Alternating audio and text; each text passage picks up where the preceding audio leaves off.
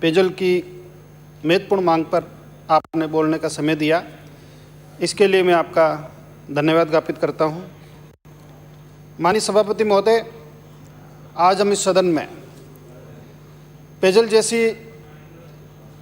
महत्वपूर्ण मांग पर सब लोग अपनी अपनी बात कह रहे हैं और कुछ भविष्यवक्ताओं का यह भी आकलन है कि इस दुनिया में अगर अगला विश्व युद्ध होगा तो वो शायद पानी की समस्याओं को लेकर होगा, क्योंकि ये समस्या प्रदेश की नहीं, हमारे देश में नहीं, बल्कि पूरी विश्व के अंदर पीने के शुद्ध पानी की जो समस्या है आज विशाल संकट का रूप लेकर खड़ी है।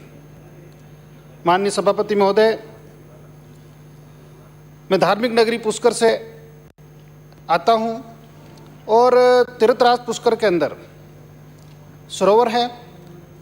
उस सरोवर में स्नान करने के लिए देश और दुनिया से लाखों की संख्या में प्रतिवर्ष लोग आते हैं। वहाँ पे एक अंतर्राष्ट्रीय स्तर का कार्तिक मेला भी लगता है, लेकिन बड़े ही दुर्भाग्य की बात है कि इस पवित्र सरोवर के अंदर बरसात का जब पानी आता है तो अपने साथ वो सीवरेज और अन्य प्रकार की गंदगी भी लेकर आ जाता है।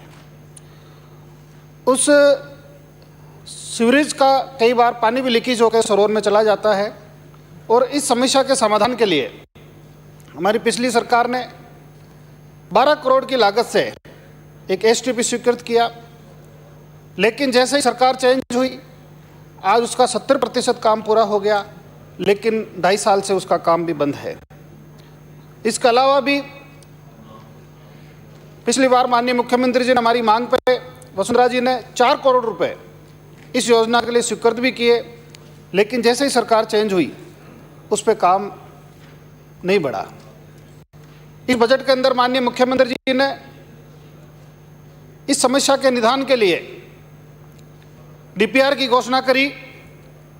मैं इसके लिए तो उनको धन्यवाद ज्ञापित करता हूं, लेकिन साथ ही इन दोषी अधिकारियों के खिलाफ भी कार्रवाई की मांग करता हूं कि उन्होंने माननीय मुख्यमंत्री जी से एक झूठी घोषणा करवाई, क्योंकि डीपीआर का काम तो पहले से ही चालू है। अजमेर विकास प्राधिकरण इस काम में लगभग 6 महीने से लगा हुआ है और 2.5 महीने पहले पुष्कर नगर पालिका ने 5 लाख रुपए अजमेर विकास प्राधिकरण को समस्या के समाधान के लिए दे भी दिए। लेकिन बजट के अंदर अच्छा होता माननीय मुख्यमंत्री जी, आप इस समस्या के समाधान के लिए उचित बजट का कोई प्रावधान करते, बजट की घोषणा करते, ताकि समस्या को धरातल पर आके इसका समाधान कर पाते। माननीय सभापति महोदय, मेरी पुष्कर विधानसभा के अंदर बहुत सारे बांध और तालाब ऐसे हैं, अगर जलदाय विभाग उसका उचित तरीके से अगर प्रबंध करे तो हमें सिंचाई के लिए जो किसानों को पानी की आवश्यकता होती है उस समस्या से भी हम निजात पा सकते हैं। मेरी पुष्कर विधानसभा के अंदर रूपनगढ़ उपखंड क्षेत्र के अंदर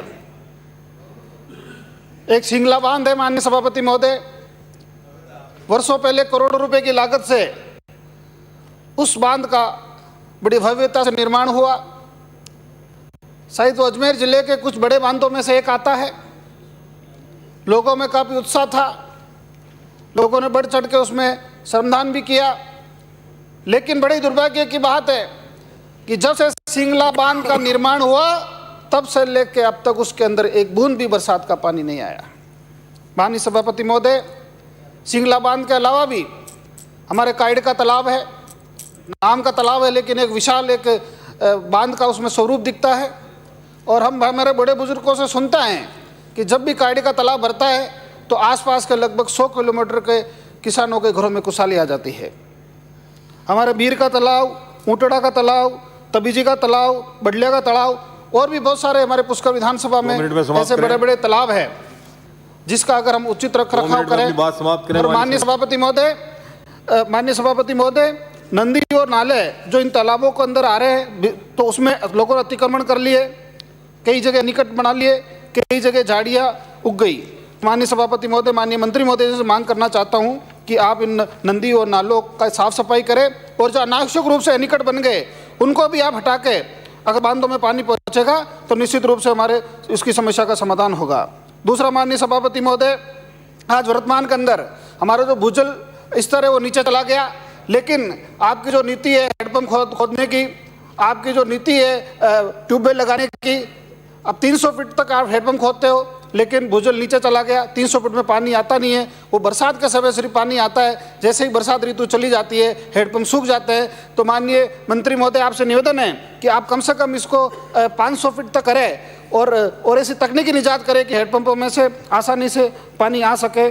दूसरा, जल जीवन मिशन के तहत मेरे पुष्कर विधानसभा के अंदर आप जल्दी से जल्दी हर घर को शुद्ध पीने का पानी मिले, इसकी व्यवस्था करें। इसके अलावा भी पुष्कर विधानसभा के अंदर बहुत सारी गांव और ढाणियाँ ऐसी है जो राजस्व रिकॉर्ड में अंकित नहीं है, जो अनऑक्युपाइड ढाणियाँ हैं, वो आज बिशलपुर के पानी से वंचित है, वो उनकी संख्या बहुत बड़ी है। तो माननीय सभापति महोदय, मैं आपसे मांग करूंगा कि उनको भी बिशलपुर का पानी मुहैया कराए। इसके अलावा भी हम स्कूलों के अंदर, माननीय सभापति महोदय, स्कूलों के अंदर हम कुपोषण को बच्चों से खत्म करने के लिए, माननीय सभापति महोदय, 2 मांग है मेरी छोटी छोटी। स्कूलों के अंदर कुपोषण को समाप्त करने के लिए पोषाहार और अन्य तरह तरह के कार्यक्रम चला रहे हैं, लेकिन आज प्रदेश के अंदर जो सरकारी स्कूल हैं उसको सबसे पहले किसी गांव के अंदर अगर पीने का शुद्ध पानी जाता है तो हम सबको सरकारी स्कूलों के अंदर सबसे पहले कनेक्शन अगर देना चाहिए तो सरकारी स्कूलों में देना चाहिए। इस और कभी भी किसी ने ध्यान नहीं दिया। माननीय सभापति महोदय, मेरा निवेदन है कि आप इस तरफ ध्यान दें। माननीय सभापति महोदय, बिराजी आपने बोलने का मौका दिया, आपका बहुत बहुत धन्यवाद। श्री रूपाराम। माननीय सभापति महोदय, मांग संख्या 27 पेयजल योजना पर बोलने के लिए मौका दिया, बहुत बहुत धन्यवाद। आज किसी भी जीव को जीवित रहने के लिए सबसे पहले वायु की आवश्यकता रहती है,